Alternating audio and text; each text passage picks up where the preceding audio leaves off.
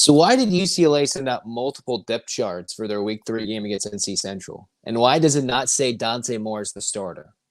We'll talk about that. We will talk about that today on Locked On UCLA. You are Locked On UCLA, your daily podcast on the UCLA Bruins. Part of the Locked On Podcast Network, your team every day.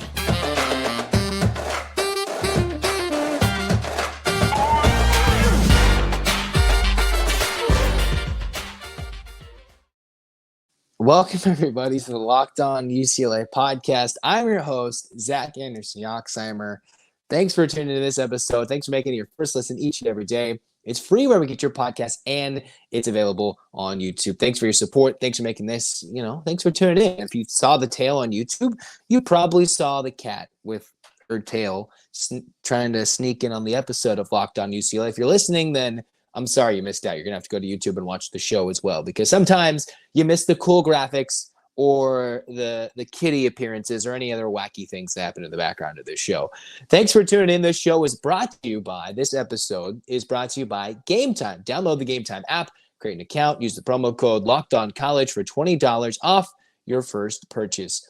What we're talking about, this depth chart fiasco to get things started, is UCLA sent out a depth chart for Week 3. All right. It says Dante Moore and Ethan Garbers and Colin Schlee, or says the same thing for running back, TJ Harden, Carson Steele, Colson Yankoff, or even Kyle Ford or Cam Brown, right? There's a lot of ors. If you're used to seeing depth charts, if you don't really know what that means, or basically means it's a toss-up for starter. We don't really know. We're not going to tell you. You just have to wait till Saturday or whenever the game is to see when the game starts. And unless you're in the media right there next to the SID, the Sports Information Director, you're just not going to know right away unless you've got some sources. But the big thing is they didn't send out multiple depth charts and multiple releases because of quarterbacks. They sent out multiple depth charts because of DBs, right? It was UCLA accidentally, apparently, a mistake that Jalen Davies, the redshirt sophomore corner, was listed ahead of Devin Kirkwood. They sent out another depth chart to have Kirkwood ahead of Davies, saying he's still the starter. I know Kirkwood has been a long-time Bruin. Davies coming over. He's had more of an impact, which I've seen has made a lot of Bruins fans frustrated that why hasn't Davies supplanted, if you will, the likes of his starting teammate? Davies this year has come in 2 games, 5 solo tackles, an interception in Week 1 of Grayson McCall, and 2 pass breakups. Where if you look at least Kirkwood's stats right now in a couple of games, 1 tackle, no interceptions. I know it's only been 2 games, and 0 pass breakups. So Davies has already made more of an impact, although you could say the younger player that probably tried to challenge him.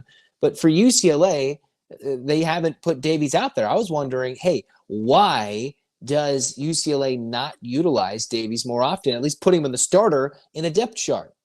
I'm not sure, but it's funny that they had to send multiple depth chart releases out in order to make that one correction, that one distinction, where what we're simply hoping for is that sometime UCLA makes a clear distinction as to who's the starting quarterback. More on that in just a couple of seconds. Another interesting thing I've seen from practice, reported on by several outlets, I think saw it from Ben Bolch and Bro Report, where UCLA is changing one of their former receivers into a DB, an official position switch in Jaden Marshall, the redshirt freshman from Stockton, California, played at St. Mary's High School, actually ran some indoor track, played in a couple of games as a Bruin, but he's getting shifted over to DB. So considering shifting things over, I'm not sure how much of an impact that's going to have right now for the 6'1", 190-pound former receiver turning into DB, but that's what UCLA needs. They don't need more receivers. They need more help in the secondary. If this can be a big position switch for Marshall and maybe something that impacts him, that's maybe something to look for down the line. Yesterday, apparently in the Monday practice, I should say, he was switched, hadn't had the jersey switch, but after reading more reports, he switched his jersey to the defensive jersey. And if you're not familiar with how practice works in football, you've got one set of jersey colors for defense and one set of jersey colors for offense. Then you've got the quarterbacks who are in some very designated different color, usually in red of some sort, to make sure you don't hit them. So that's what's going on in practice, many little depth charts and everything in between. Which leads me to the final point of this first segment, right? We're all sitting here wondering, why can't Dante Moore be announced as the starting quarterback, right? He's battling Garbers and Schlee. We've seen Garbers get a start in game one. We've seen Schlee in some mop-up action and some couple of cool running plays against San Diego State. Some have varying opinions of, oh, he looks pretty cool. He looks very athletic. Others might have said, it's against the Aztecs, who were maybe playing their backups at that point in the game when the Bruins were up 3-4 scores in the fourth quarter. But for UCLA, they've got three options. They have a deep quarterback room, which is unique. But I thought, hey, let's compare and contrast the last time UCLA had a starting true freshman quarterback. And technically, they have not had a week one starting true freshman quarterback since Josh Rosen. I know DTR had some moments. We're going to kind of slide him to the side because Wilton Speight had won that job initially and got taken out because he was hurt in week one against Cincinnati in Chip Kelly's first game. But looking back to Rosen and his true freshman stats, considering Moore is more of a pocket passer, I would think the two of them a little bit more comparable, probably a lot more athletic in my mind from what I've seen to Rosen, who's somewhat flamed out in the NFL, but had some great UCLA moments, at least big passing numbers and some winning records, at least that first year, to lead the Bruins into some fun, entertaining moments that we hope Moore can actually have a successful team career as well as individual statistics. So I decided to look like, hey, let's take a look at these two games these two teams have played, the two quarterbacks played, right? UCLA had the likes of Dante Moore and Josh Rosen play in two games. Rosen was the clear starter the first couple of games. And looking at the numbers I wrote down here on my handy-dandy little notepad, you have Rosen in his first two games against Virginia and in a dominant win against UNLV on the road, similar to what UCLA had. They beat the likes of Coastal Carolina, maybe less dominant than what the 2015 Bruins did against Virginia, but then dominated a Mountain West team on the road, 35-10. Bruins back in 15 beat UNLV 37-3 in a game that was never really close, as opposed to this UCLA San Diego State game, which had some hairy moments for a little bit until the Bruins pulled away. So comparing Rosen's first two career games, he threw 65%, had 65% completion percentage, 50 for 77, 4 touchdowns, 1 interception, over 570 yards passing. All right, some pretty good numbers, especially the completion percentage. Well, you look at Dante Moore numbers, right? In exclusively maybe 5.5, 6 quarters of football, if you're really thinking about it, Moore, much less passing opportunities. 24, something like that for 39, 5 touchdowns, 1 interception. And I know the Bruins had a very vaunted running attack, especially against UNLV, with Paul Perkins putting up big numbers, if you go way back when and look into the box score. But Moore has more touchdowns in the first two games than Josh Rosen did as the heralded true freshman back in 2015 when he didn't have to do anything for that starting job. So more touchdown passes for Moore, considering he didn't even start week one. All those touchdowns came later and had some good moments against San Diego State. 430-plus yards. So if you take some of Garber's yards in week one, you could say that Moore, who's got a 61, 62, I forget the math, I did it wrong, whatever, 60+% in completion percentage, you're comparing the freshman numbers of what I would think was a very good Josh Rosen freshman year. You look at Dante Moore, a similar 5-star true freshman recruit, and you look at those numbers and eventually saw the numbers that Rosen put up, especially in college. Hey, these are guys that, hey, this is a guy that started as a true freshman. Why can't Dante Moore, who's clearly having the offense clicking on all cylinders, or at least more than it looked like at points in week one, why can he not start right away? Those are the first two games. Similar numbers, mind you, Moore's played less, thrown the ball a lot less. The Bruins eventually started 4-0, top 10 ranking. We were hyped up before they eventually played Arizona State. And yet here UCLA is 2-0. You could argue about the qualities of Virginia versus Coastal Carolina. Virginia in 15 finished 4-8. I'm not sure how Coastal Carolina would fare against an ACC schedule, but you could compare their talent level. And then two decent, well, UNLV, I wouldn't say decent, but Mountain West teams on the road, and Moore went on the road in semi-packed stadium and got the job done starting in his first career game. So you compare those numbers, a defense that's doing good things so far. UCLA, I think, has to have their answer. You look at the depth chart, it's almost like Chip Kelly refuses to give some younger guys. I know this is more talking out of everything, but hey, Davies, technically not the top of the depth chart. I know the running back is more of a dual role right now, but he's just afraid, maybe not afraid, but just trying to keep too many people happy in the locker, whatever it is.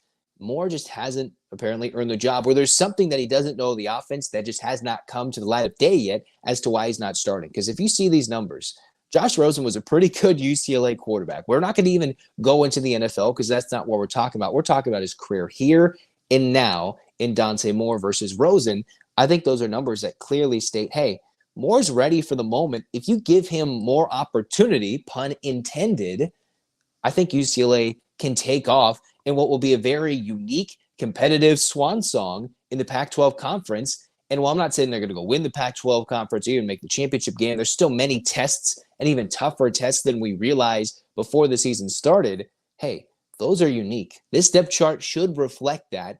And just know, hey, if Moore is clearly not making it happen in some game down the line, they've got multiple options like the dual threat in Colin Chile, who I think should get a play or two more than what he's getting so far. And Garbers, hey, at this moment, he's still a capable option in the UCLA quarterbacks room. You could think of different years when, especially when Rosen went down, when who were the second or third options for UCLA in those years, right? Or when DTR, even when DTR went down, Garbers has stepped in quite nicely and moved the ball. And he could probably go start somewhere else after this year when he finishes and says, hey, this isn't my opportunity anymore. He can go start somewhere else and probably be successful. But for right now, UCLA's got a deep room. I think Moore's a top on it. Is at the top of the leaderboard. When he compares some Josh Rosen-like numbers, hey, put him there. Give him that opportunity and see what happens when he runs with it, as opposed to just juggling these guys pretty much into the Pac-12 opener against Utah in a couple of weeks if they're not going to get a lot of information or take a lot from the NC Central game. We'll see how it plays out. Maybe something drastic happens that shifts it, sways it one way or the other. Yet here the Bruins are still finding, or at least Chip Kelly, that is, finding ways to not name an official starting quarterback. Almost all the publications seem to be in agreement. Everybody seems to be in slight agreement. Give Moore the job. But hey, they just don't seem to want to give those opportunities, or at least announce it yet publicly, for one reason or the other. What's unique, though, as we transition into more basketball talk, the Bruins, with all their, big-time freshmen coming in, all the newcomers, well, what does their outlook look like? I was looking at another Joe Lunardi latest 2024 bracketology. ESPN doesn't even actually have UCLA in their preseason top 25, so it reflects in the bracketology, maybe not so much by Lunardi's perspective, but they're a lot further down the seed line than one thinks. And then I also saw CBS Sports' preseason, or their projection for a starting five, and I was like, that's interesting. I might disagree with that there. We'll talk about that and more on Locked On UCLA after this.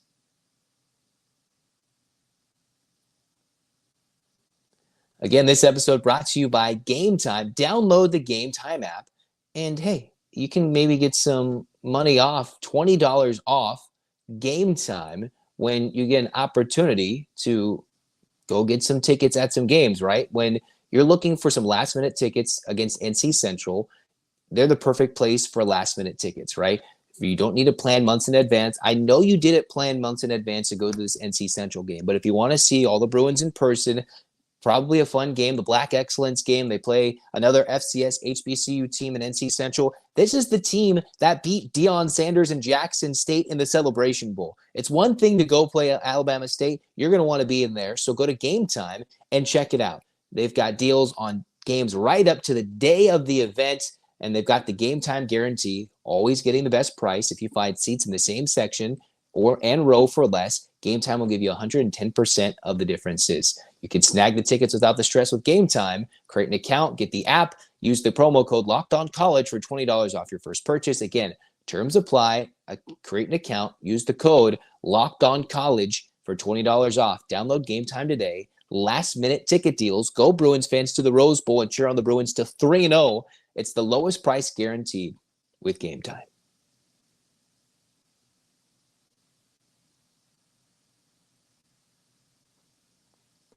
Second segment of the Locked On UCLA podcast. Zach Anderson-Yoxsimer with you guys is, hey, Bruins basketball, little less than 2 months away after the dropping of this pod. And all of a sudden, we're waiting for UCLA to go. If you really are excited and you want to go on Halloween, more power to you for an exhibition game when they take on Cal State LA. You guys will probably see it. We'll talk about it on this pod. If you're an everydayer, you just have to wait almost a month and a half until the first live action for the Bruins in Pauley Pavilion. But until then, we talk about who could be potential starters, what's happening now that Dante Moore and Berke Bullington-Chill are Berke Bullington-Chill are officially in Westwood, moved in. Most of the questions, 90% are pretty much being dealt with, and now it's figuring out how this overall game management, roster management, minutes management is going to go in terms of a production standpoint and a success standpoint for Mick Cronin, right? I looked at one of the latest bracketology releases from Joe Lunardi. The Bruins are in a Pac-12 that is expected, at least preseason-wise. The release date of this bracketology was September 12th, 2023, early in the morning by Lunardi. That is maybe the same day that we dropped this podcast. So what's important is this is as live a reaction you can get to the bracketology. Pac-12 conference predicted to get 5 teams in there. Arizona is expected to be about a 3 seed. They can lose in the first round early again. For all I care, they're expected to play in Salt Lake City against Vermont. Maybe they'll get upset like they did last year. Who knows? Jokes aside, UCLA is listed as a 6th seed, expected to be in the Spokane Regional and playing the winner of the game between Virginia and St. John's in the play-in. And we all know about how good or bad the play-in can be. The Bruins ran with the play-in all the way into the Final Four a couple of seasons ago. And that's where Mick Cronin and the Bruins have hung their hat on as their greatest success so far in the Cronin era. But with all these newcomers, all these freshmen, this is the mystery team in college basketball who could easily be a top 10 team or the top 3, top 5, arguably the best class in the country. In my perspective, I said they might, when you re-rank it down the line with all these incredible players, they could easily have the top class in the country for 2023. And now they're sitting here looking to play in the first round against either Virginia or St. John's. That's the Rick Pitino St. John's teams. That's a little different with the Red Storm. And also I thought, Joe Lunardi has a sense of humor. Of course, you probably punch in numbers and have a lot of things. And you know who he has them projected to play against? Yes, guys. In the second round, the Bruins would technically be projected to play against the number 3 seed Gonzaga Bulldogs, who are playing Iona, which was ironically Rick Pitino's former team, the Gales. So a lot of weird connections between those two things in that little pot. I know this is all hypothetical, but I think it's just funny that you could have UCLA play Gonzaga, maybe St. John's in Iona in an alternate reversed upside down universe. And that would be a funny Rick Pitino battle clash there, right? But in the end, it's maybe UCLA Gonzaga posted again, and they have UCLA as a 6th seed. And for all the hype that USC is getting across town, they're projected also as a 6th seed in the tournament. Colorado's put in there.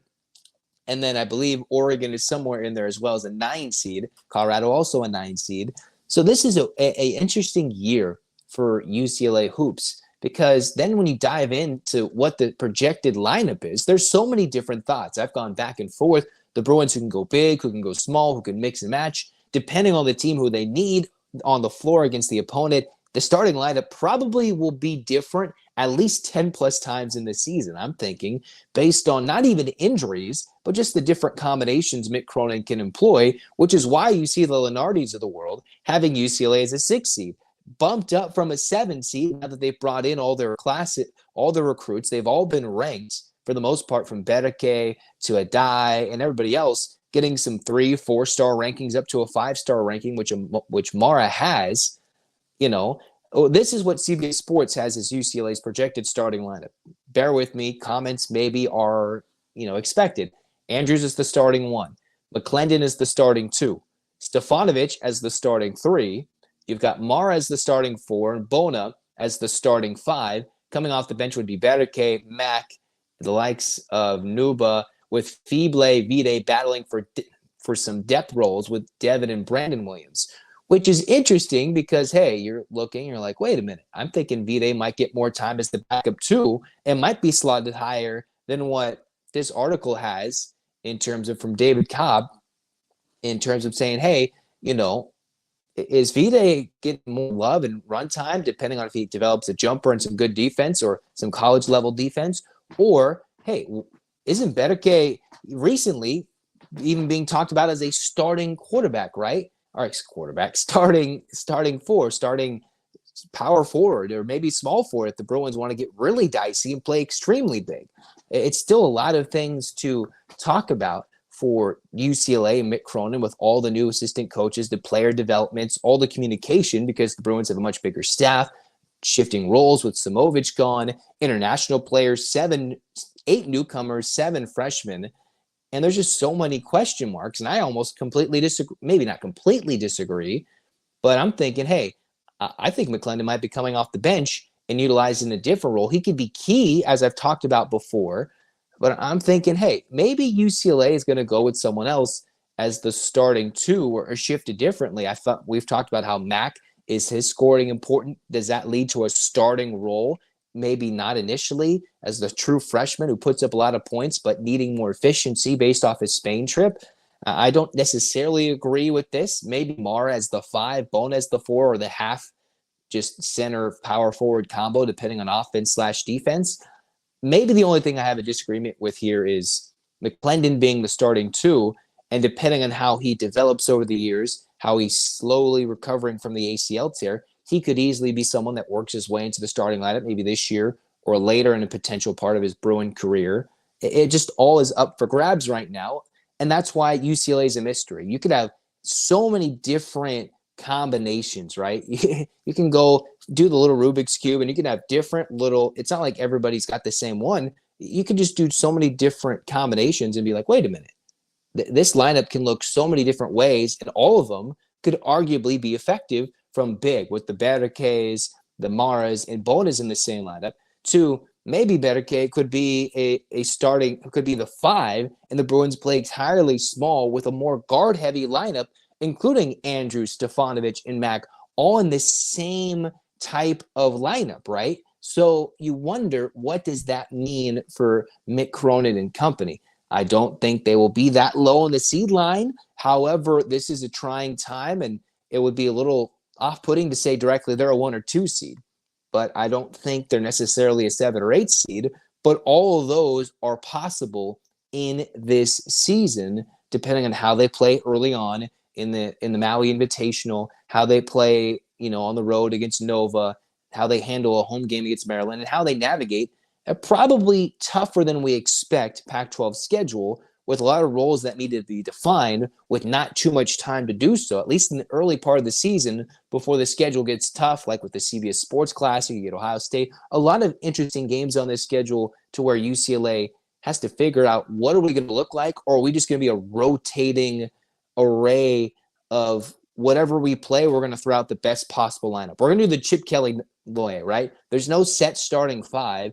Everybody's going to keep going, and Mick Cronin's going to adopt that model. They're co-hosts, horse owners, right? Horse racing owners. Now you've got both coaches trying to figure out who are your most important starting central pieces to a team that's got some newcomers and freshmen leading in key spots, or maybe guys that need to step up in roles that they haven't in years before.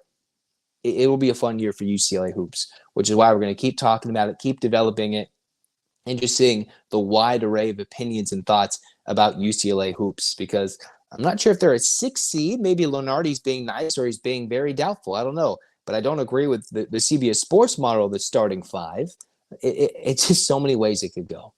We're going to finish off this Locked On UCLA episode talking a little bit about some women's volleyball and women's soccer. One, a defending champion, another team going into a new era, and maybe trying to follow the women's soccer model for women's volleyball, like Alfie Reft, in being successful and as a first-year head coach. We'll talk about those things coming up to wrap up the Locked On UCLA pod.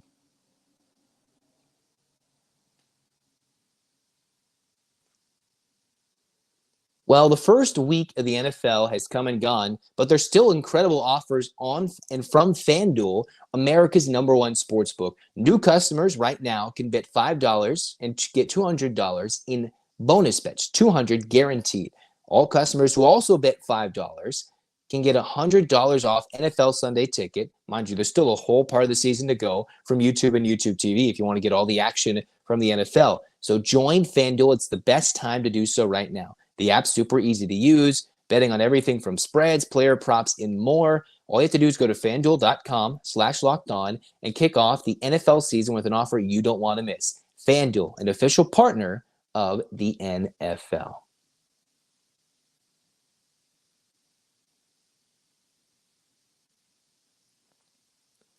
Wrapping things up on the Locked On UCLA podcast, Zach Anderson-Yoxsimer with you guys. We're going to talk a couple sports right now, women's volleyball, women's soccer, right? In some of these fall sports, you've got women's soccer, who was ranked number 1 for a little bit there in the fall. They're the defending champions, Marguerite Rosasa, who replaced Amanda Cromwell or took over, I should say. And the Bruins, after a crazy, exciting national championship run, beating North Carolina in a packed-out house, the Bruins in overtime won that championship match, and we're now the top dogs with a lot of key returning pieces like Sunshine Fontes, Rylan Turner, amongst many, to try and become a repeat champion in women's soccer, which is maybe what Martin Drummond maybe looking at Alfie Reft, who comes over as an associate head coach from San Diego, looking to get a first head coaching experience, and a former men's player in his own right from Santa Barbara and Hawaii. He comes over after a brief professional career playing-wise, coaches at San Diego as a Torero assistant. They go deep last year in 2022. And now he's trying to be that first-year head coach that flips UCLA's success after he's taken over for the previous coach, where the Bruins won back in 2011 but hadn't had success, including a 16-13 season in 22, 10-10 in the Pac-12 conference. And that's just not going to get it done for UCLA, right? You want to be successful, a program that is defined by multiple national championships, 4 NCAA titles, but none in the last decade plus. As the game continues to grow and get more exposure on more national media outlets, they want to be dominant, especially when you head to Big Ten country, when you're going to go play Nebraska, who apparently can sell out a football stadium to play volleyball. You're going to want to compete, especially on the women's side, and have a very diverse team. So first for women's soccer, the Bruins are sitting here in the top 5. They have a loss. They're 5-1. Their only loss this year came against BYU, the number 1 ranked team in the country, 7-0, where the Bruins lost in Provo, which is already a tough place to play. BYU in their system, they always tend to score a lot of goals. They'll beat you by 5-6 goals, and I'm not going to say laugh at you while doing it, but they just go and they regularly embarrass opponents, right? I've looked at scores, ridiculous lopsided teams that the Cougars have had over times before, the top 25 years before, and they'll routinely go in there and beat teams who are pretty good. And UCLA this year has outscored teams 16-4, posted 4 shutouts. Again, Fontes coming off another dominant, I believe, Pac-12 of the week player of the week performance. Words, I believe, a hat trick or another multi-goal brace performance. And the UCLA's had 4 shutouts, but 3 of the goals they gave up was at BYU in a 3-1 loss. Other than that, they've been pretty much dominating opponents and winning in rather dominant fashion, or at least controlling the game. And I know Pac-12 play will be pretty hard, the last year of it before the conference splinters, and you wonder how all these other sports that we don't usually talk about and give a lot of light to, but I'm trying to right now, where UCLA is a nationally relevant program. Women's soccer is a very fun sport to watch and very entertaining. The Pac-12 is a very good conference, right? The USC's, the UCLA Stanford, who was ranked in the top 4 in the last poll that hasn't been updated at the time of this podcast recording. This is a very dominant side of the country when it comes to women's soccer. You've got like the Santa Claras, who is not a Pac-12 team, but all these West Coast teams that are really good that they're now going to have to go play across the country just to get their conference games in during interesting, inclement late season weather in non-California games. But overall, UCLA looks good, right? They've gotten some results. And while maybe the Provo result wasn't the one they're looking for, their only loss was on the road to a team that's very good, that plays at home 7-0, and the Cougars are the top team in the country currently, right? Not the WCC anymore, Big 12, BYU, right? So we'll see how it all plays out for UCLA. Again, they had to go on a run. They had some late season setbacks too, even had to eke out some postseason matches, right, in PKs and in overtime.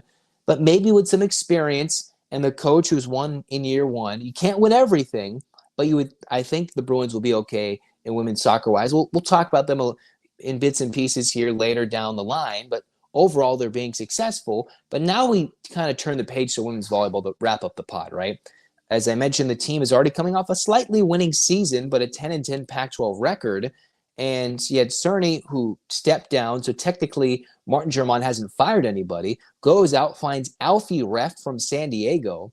And so far, the Bruins are 7-1. They lost their season opener at LSU in 5 sets. not the best of losses, considering LSU at this moment, the recording of this podcast, is 3-4, under 500. The Bruins did avenge their loss the next night. They got a 5-set win after a 5-set loss, and they've won 7 in a row, including going to the Outrigger Classic and playing the Hawaii Rainbow Wahine, Pepperdine, and Liberty, and sweeping that mini invitational over the most recent weekend, with some key moments beating Hawaii, who is ranked on their home floor, which is a very tough environment to play. You go to Hawaii and beat them at their place. You beat a good WCC team in Pepperdine, which is almost always a very solid program or a tough team to beat regardless of where they play, and just dominate Liberty.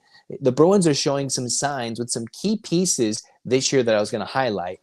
You've got Iman Njai, who's come in, led the team in kills, over, I believe, 3 kills per set. You've got Grace Olson, who really stepped things up, second on the teams in kills and kills per set, just under Njai. And some of her best performances coming against Liberty, right? A hitting percentage, an attack percentage in one match against Liberty of 684, 689 if I wrote that down correctly, and just absolutely absurd. And maybe not her best performance in Hawaii, but 16 kills, hitting 364. I was like, that looks like a good performance, only to realize, wait a minute, she played even better against Liberty the match before, a couple of days prior, out on the islands. So Olsen's been a nice addition to help out with the offense alongside Njai, considering she's not played every set this season. Overall, the UCLA Bruins have been helped out by Ashley Mullen and Audrey Pak, who are 2 players who are leading the team when it comes to being the key setters for the team. We've got Mullen, who leads the team in assists, Pak, who's kind of picked things up after redshirting in 2022, which is something to note. She redshirted in 22, and in 23, she has come in and been an important piece in recent matches, even having more assists than Mullen in the Hawaii match, with the Bruins won in 4 sets. So now the Bruins have multiple good passers that can spread out the offense, and now they're helped out defensively by a transfer who maybe you knew of, maybe you didn't, Peyton Dweck, who with 3.5 plus digs per set has 120 digs, clearly the best for UCLA when it comes defensively, right? Digging it out. Dweck wasn't necessarily designed or paved out with a starting role in her first season, transferring over from Cal Poly after a Big West freshman campaign in 21 that saw her named to the freshman team, was an All Big West honorable mention for the All Big West team, played beach and was actually a very good beach player for Cal Poly, came to UCLA, didn't get a lot of playing time. I know she had a couple of starts, had almost 150 digs in her first year. Now, in about 8 matches, as a key component to UCLA's defensive strategy, she has 120 digs and almost is about to surpass that in the first third of the season, from her first year of UCLA production to this year, and really putting herself back on the map after her freshman campaign at Cal Poly. So key pieces who maybe didn't play last year or play too much this year, or last year everything, are coming together, and one wonders how UCLA is going to fare this year, looking to win a title for the first time since 2011 and wanting to emulate that success that Marguerite Eozasa had. I know a difference because they were good, they had some talent already, and Eozasa had some postseason magic with her team late in that season in 2022 for UCLA to win a championship, their second ever in women's soccer. And for what you would think is a more storied program in women's volleyball, I would think, say, hey, UCLA's building. I'm not sure how Ref's postseason success will be. They're not ranked. That first loss to LSU is not good. Their win knocked Hawaii out of the top 25, but I think they're building for more successful things. And these programs, I think, for UCLA women's soccer and women's volleyball are headed for success in different measuring cups, right? Women's soccer, the ceiling is much higher. At least the expectations are much higher. For volleyball, especially after the last decade plus the last season, I do think that they're going to go maybe surprise some teams with some interesting results. We've seen some upsets already happen in women's volleyball, like Texas going down to Long Beach, and UCLA went to Long Beach and beat them in front of a packed crowd. The Bruins haven't even had a single home match at Pauley Pavilion. That's not happening for another week. The first month all away from home, and here they are looking with some good results, 7-1 at the moment. Does that mean they'll compete immediately in a very tough, stout Pac-12 conference, which had Stanford in recent years go on runs of national championships, and even other programs be very tough to beat? Oregon's been tough. All these different teams, I think UCLA can compete this year. Are they going to win? I'm not saying that, but both teams are are looking good with their early season non-conference results. We'll see how they build as the season progresses into the late September, October, and the final Pac-12 seasons for some of these programs before their competitive lives look completely different heading into the new Big Ten era. And these are some of the programs that are going to be impacted the most for one reason or another. In the meantime, UCLA fans, stay tuned. We'll talk more NC Central coming up. We'll get more previews. We'll give you more news and notes if anything changes. Maybe UCLA names a starting quarterback. Maybe you'll be calling Schlee for week 3. That would make sense, right? 3 quarterbacks, 3 separate starters in 3 weeks. I'm not saying that's going to happen, but who knows what will happen at this rate. Hands up, Bruins fans. 8 clap time. And 1, 2, 3, 4, 5, 6, 7, 8. UCLA. UCLA fight. Zach Anderson-Yoxsimer. And if you're on YouTube watching Luna the Cats, signing off on this episode of Locked On UCLA. Go Bruins.